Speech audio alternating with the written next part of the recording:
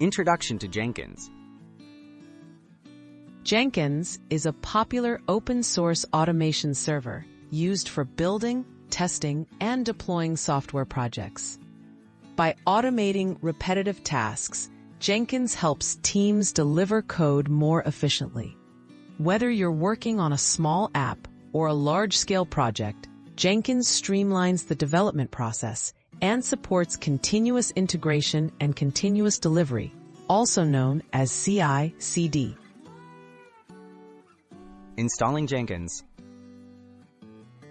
To get started, first install Jenkins on your machine.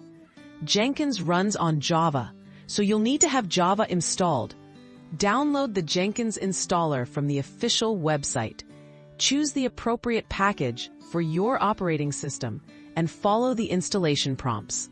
Once complete, Jenkins will launch on your default web browser at localhost 8080.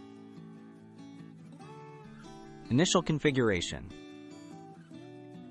After installation, Jenkins will ask for an unlock key found in a text file on your computer. Enter this key and proceed. Next, you can install recommended plugins, which provide extra features for building and deploying software.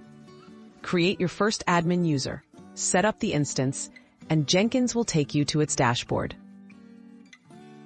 Setting up your first Jenkins job.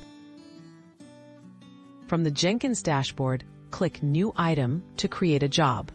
Choose Freestyle Project and give it a name. In the Job Configuration page, add source code repository information, build triggers, and steps. For example, a shell command to compile your project. Click Save to finish preparing your first Jenkins job. Running and automating builds. With your job configured, click Build Now to start the automation process.